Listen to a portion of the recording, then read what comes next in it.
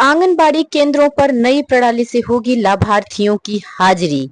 Face recognition हाजिरी से केवल पात्र को ही मिलेगा लाभ। नमस्कार भाइयों और बहनों, आप देख रहे हैं यूट्यूब चैनल परवरिश विद प्रभा सिंह। जी हाँ बहनों, आ गया है नए आदेश के साथ नया नियम। आंगनबाड़ी केंद्रों पर अब लाभार्थियों की हाजिरी होगी ऑनलाइन। एक तरह से अब लाभार्थियों की फेस हाजिरी लगाई जाएगी भाई और बहनों।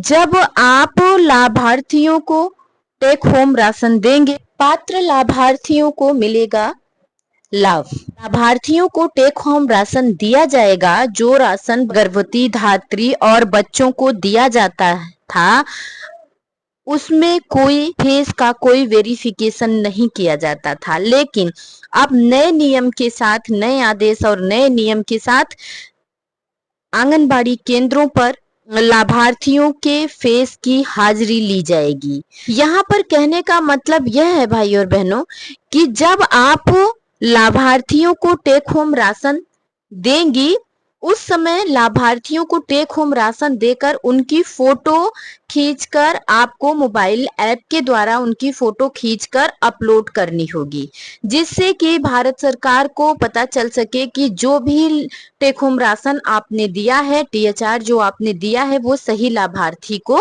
दिया है।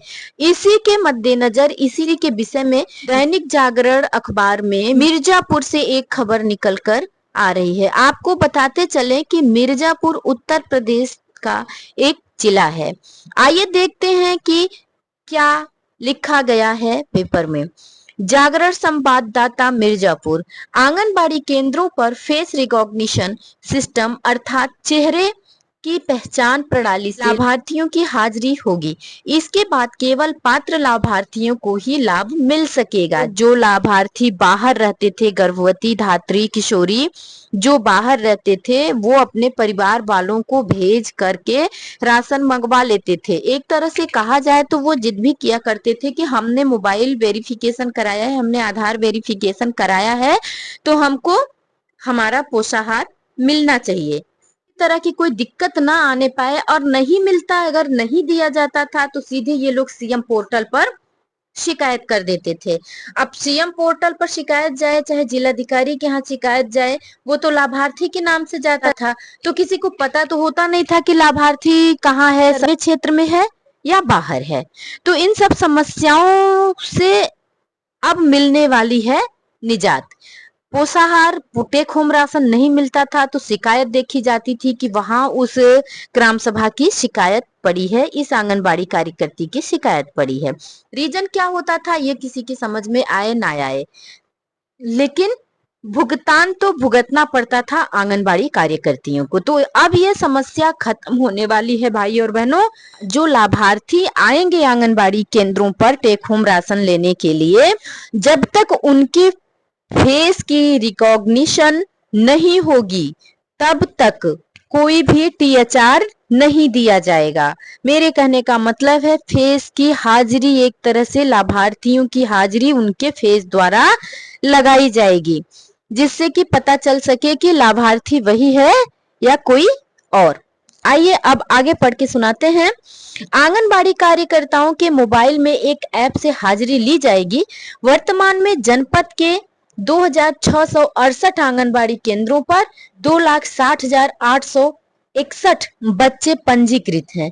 इसके लिए पुष्टाहार विभाग की ओर से कवायद आरंभ कर दी गई है। जनपद के 2,668 आंगनबाड़ी केंद्रों में, आपको मैं बताती चलूं कि यहाँ जनपद मतलब मिर्जापुर जिले की बात हो रही है भाई और बहनों, जिसमें जनपद के 2,668 आंगनबाड़ी केंद्रों में फेस रिकॉग्निशन सिस्टम से बच्चों की हाजिरी की कवायद चल रही है। इसके माध्यम से ही सरकार की ओर से बच्चों की हाजिरी के साथ ही पौष्टिक आहार उपलब्ध कराने की योजना है। फेस रिकॉग्निशन सिस्टम से जहां नामांकित बच्चे की उपस्थिति बढ़ेगी, वहीं पात्र लाभार्थियों को ही योजनाओं का लाभ मिल सकेगा। जनपद के आंगनबाड़ी केंद्रों में 0 से 6 वर्ष के 2,60,861 बच्चे पंजीकृत हैं। वर्तमान में इसमें से 10,263 आंशिक और अति कुपोषित बच्चे, और 46,361 आंशिक कुपोषित श्रेणी के बच्चे हैं। आपको बता दें कि अति कुपोषित में लाल वाले बच्चे आते हैं और आंशिक कुपोषित में पीले वाले बच्चे आते हैं। तो लाल वाले बच्चे को सैम कहा जाता है और पीले वाले बच्चे को मैम कहा जाता है। सैम मतलब कि कुपोषण की गंभीर चिकित्सीय अवस्था। सैम बच्चे वो होते हैं जिनको गंभीर कुपोषण होता है और वो बिना किसी चिकित्सीय व्यवस्था के स्वस्थ नहीं होते हैं। और जो मैम बच्चे होते हैं जिनकी संख्या 2425 है पूरे मिर्जापुर में, उनकी कुपोषण की चिकित्सीय मैम बच्चे होते हैं जिनको रेफरल सर्विस दी जाती है।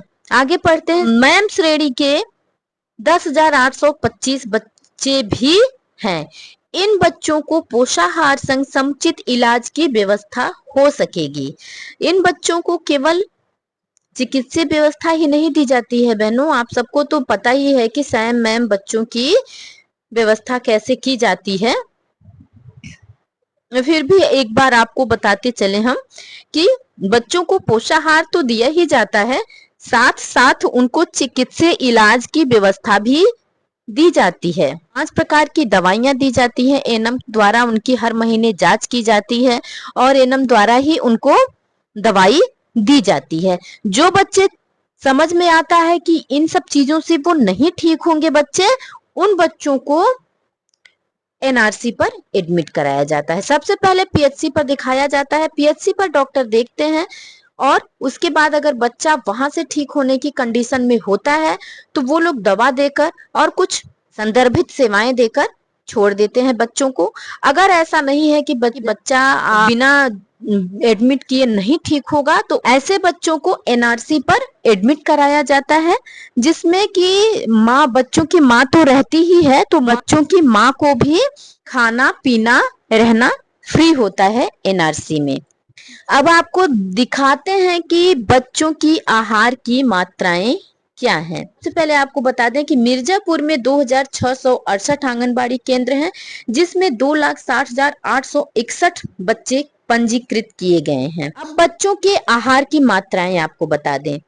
6 माह से 3 वर्ष के बच्चों को 1 किलो गेहूं का दलिया, 1 किलो चावल और 1 किलो चने की दाल, 455 किलोग्राम सोयाबीन ऑयल दिया जाता है।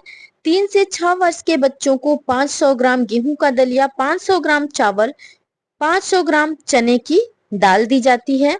और इसमें 3 से 6 साल तक के जो बच्चे हैं उनको तेल नहीं दिया जाता है। कोई भी रिफाइन ऑयल जो होता है, जो मिलता है आंगनबाड़ी केंद्रों पर, वो 3 से 6 साल तक के बच्चों को नहीं दिया जाता है।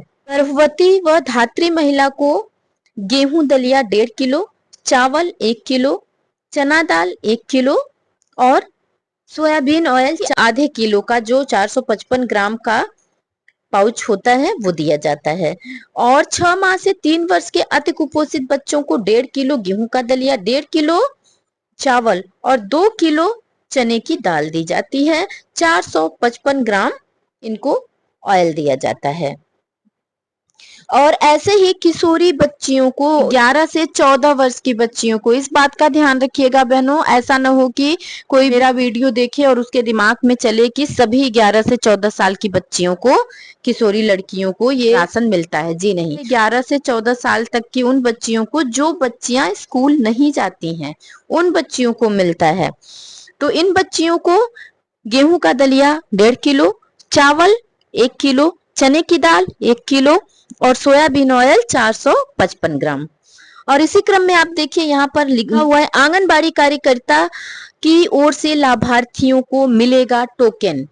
ये तो हमेशा ही होता रहा है, ये तो आंगनबाड़ी कार्यकर्ती बहनों आप लोग जानती ही हैं कि टोकन दिया जाता है तभी चावल का वितरण किया जाता है। पढ़ के आपको मैं बता दूं, बाल पुष्टाहार विभाग के लाभार्थियों को स्वयं सहायता समूह के माध्यम से ड्राई राशन वितरण किया जाता है। इनको चना दाल, गेहूं दलिया, फोर्टिफाइड चावल, एडिशनल ऑयल वितरण किया जाता है। जिला कार्यक्रम अधिकारी वारी वर्मा के अनुसार जुलाई से सितंबर के लिए लाभार्थियों को 24 अगस्त से 1 सितंबर तक ब्लॉक व तिथिवार वितरण किया जाएगा। ग्रामीण एवं शहरी क्षेत्र में लाभार्थियों को केवल चावल कोटेदार से वितरण होगा। आंगनबाड़ी कार्यकर्तियों की ओर से लाभार्थियों को टोकन दिया जाएगा। तो बहनों, ये तो हमेशा से ही रहा है कि जो ड्राई राशन समूह द्वारा आंगनबाड़ी कार्यकर्तियों को रिसीव कराया जाता है, वो आंगनबाड़ी केंद्र पर वितरित किया जाता है आंगनबाड़ी कार्यकर्ती द्वारा। लेकिन जो चावल दिया जाता है लाभार्थियों को, वो चावल कोटेदार के यहाँ आता है। तो कोटेदार उसे जब आंगनबाड़ी कार्यकर्ती लाभार्थियों को टोकन दे देती हैं, तो कोटेदार चावल का वितरण लाभार्थियों को कर देते हैं। जनपद के 2668 आंगनबाड़ी केंद्रों का संचालन हो रहा है।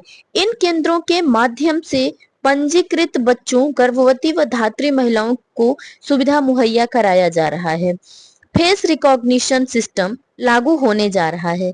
इसके माध्यम से ही लाभार्थियों की पहचान और हाजिरी होगी। इसके लिए सभी सीडीपीओ को आवश्यक दिशा निर्देश दिए जा रहे हैं।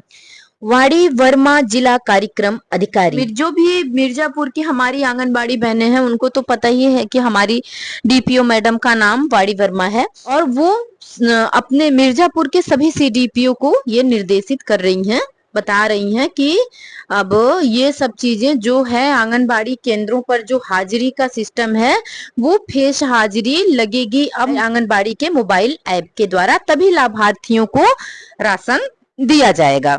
उम्मीद करती हूँ बहनों, ये बातें आपको समझ में आ गई होंगी। अगर जो चीजें नहीं समझ में आई हैं और जिनको मेरा फोन नंबर पता है, वो मुझसे फोन पर कांटेक्ट कर सकते हैं, और जिनको नहीं पता है वो कमेंट बॉक्स में आकर कमेंट करके मुझसे पूछ सकते हैं। जो भी दिक्कत होगी, जितना भी मुझे पता होगा, मैं आप लोगों को बताने की पूरी कोशिश करती हूँ।